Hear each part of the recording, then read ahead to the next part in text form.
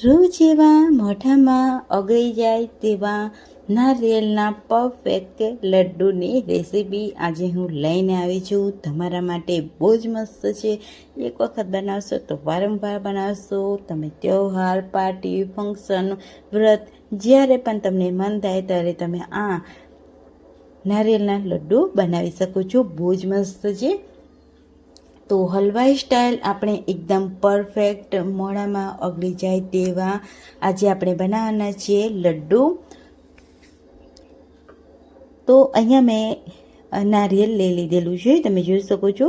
તમારી પાસે જો નારિયેળનું છીણ હોય તો તમે તે પણ યુઝ કરી શકો છો. અહીંયા મેં નારિયેળ લઈ લીધેલું છે, તેને આપણે આ રીતે ફોડી લઈશું અને તેમાં જે પાણી છે તેને આપણે કાઢી લઈશું અને જે નારિયેળ છે તેને આપણે કાઢી લઈશું અને તેની છાલ છે નારિયેળની તે પણ આપણે અહીંયા કાઢી લેવાની છે. તો અહીંયા આપણે છાલનો યુઝ નથી કરવાના. જો તમને પસંદ હોય નારિયેળની છાલ તો તમે એ રીતે પણ બનાવી શકો છો. તો મેં અહીંયા એકદમ સરસ રીતે છાલ કાઢી અને એકદમ સરસ રીતે વોશ કરી લીધેલા છે અહીંયા નારિયેળ. હવે આપણે એક છીણી લઈ લઈશું, તેને આ રીતે કદ્દુકસ કરીશું. તો ટોપરુંને એકદમ સરસ રીતે આપણે છીણવાનું છે. તમારે જો આ રીતે ના બનાવવા હોય તો તમે ટોપરાનું છીણ જે રેડીમેડ મળે છે તેનો તમે યુઝ કરી શકો છો. તો અહીંયા મેં એકદમ સરસ એવું ઝીણું અહીંયા આપણે છીણી લીધેલું છે. તો એક વાટકી આપણે લેવાનું છે છીણ અને બીજું આપણે સાઈડમાં મૂકીશું. અહીંયા આપણે ગેસ ઉપર કઢાઈ મૂકીશું, તેમાં એક મોટી ચમચી ઘી એડ કરીશું. તો ઘી છે તે આપણે થોડું જ એડ કરવાનું છે, કેમ કે નારિયેળમાં પણ તેલ હોય છે એટલા માટે. તો અહીંયા આપણે જે એક વાટકી નારિયેળ લીધું હતું તે આપણે એડ કરી દઈશું અને મીડિયમ ટુ લો ફ્લેમ પર તેને બરાબર આપણે તેને સોફ્ટ કરી લેવાનું છે. અહીંયા હાઈ ફ્લેમ પર તેને બનાવવાનું નથી, મીડિયમ ટુ લો ફ્લેમ પર એકદમ સરસ રીતે આ રીતે બનાવીશું. અને નારિયેળનું છીણ એકદમ સરસ એવું સોફ્ટ થાય થોડું એવું, એટલે તેમાં આપણે એડ કરીશું અડધી વાટકી કે અડધો કપ ભરીને આપણે જે રૂમ ટેમ્પરેચરવાળું દૂધ હોય છે તે એડ કરીશું અને બરાબર મિક્સ કરીશું. એકદમ સરસ એવું મિક્સ થઈ જાય એટલે તેમાં આપણે એડ કરીશું અડધી વાટકી ખાંડ. તો એકદમ પરફેક્ટ મેજરમેન્ટ છે. આ રીતે જો તમે બનાવશો તો તમારા પરફેક્ટ એવા હલવાઈ સ્ટાઇલ તમારા આ લડ્ડુ બનીને તૈયાર થશે. દૂધ એકદમ સરસ એવું ઓબ્ઝર્વ થઈ જાય નારિયેળમાં, ત્યારબાદ તેમાં આપણે એડ કરવાની ખાંડ છે તેને આપણે એકદમ સરસ રીતે મિક્સ કરીશું.